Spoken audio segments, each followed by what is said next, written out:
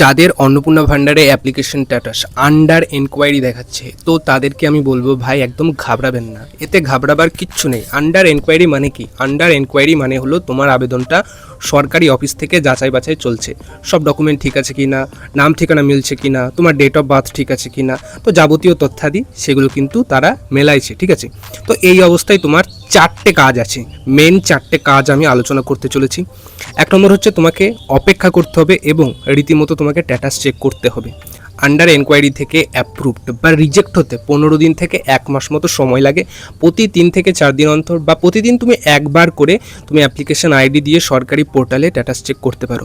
অন্নপূর্ণা ভান্ডারে application status কীভাবে দেখতে হয় যদি কেউ না জেনে থাকো, তাহলে আমি এই ভিডিওর ডেসক্রিপশনে অথবা কমেন্ট বক্সে আমি কিন্তু লিঙ্ক দিয়ে রাখবো ভিডিওর কীভাবে দেখতে হয়, তোমরা চাইলে ওখান থেকে দেখে নিতে পারো। 2 নম্বর হচ্ছে অ্যাপ্লিকেশন আইডিটা কিন্তু সাবধানে তোমাদেরকে রাখতে হবে, এটা ছাড়া কিন্তু স্ট্যাটাস দেখা যাবে না। প্রয়োজনে তুমি তোমার ফোনে একটা ছবি তুলে নিতে পারো বা প্রয়োজনে তুমি স্ক্রিনশট নিতে পারো।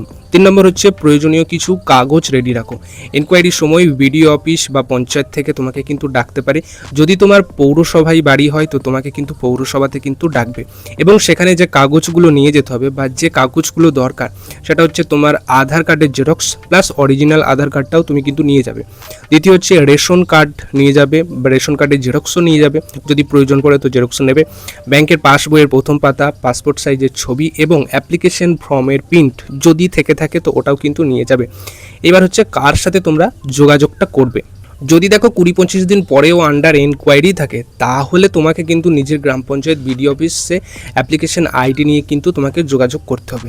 এবং সেখানে আমি আর একটা কথা বলছি, টোল ফ্রি একটা হেল্পলাইন নম্বর আছে যেটা তুমি এই মুহূর্তে স্ক্রিনে কিন্তু দেখতে পাচ্ছ, তো এখানে ফোন করেও কিন্তু তোমরা স্ট্যাটাস জানতে পারবে। তো এই সময় আমি আর একটা কথা বলে রাখি, অনেকেই এই সময় কিন্তু আপনাকে বলবে আমাকে 1000 টাকা দাও কি 2000 টাকা দাও, আমি আপনার অ্যাপ্লিকেশন স্ট্যাটাস যেটা আন্ডার এনকোয়ারি আছে তো সেটাকে আমি অ্যাপ্রুভ করে দেবো বা সাবমিট করে দেবো, এরকম অনেকে অনেক কথা বলবে।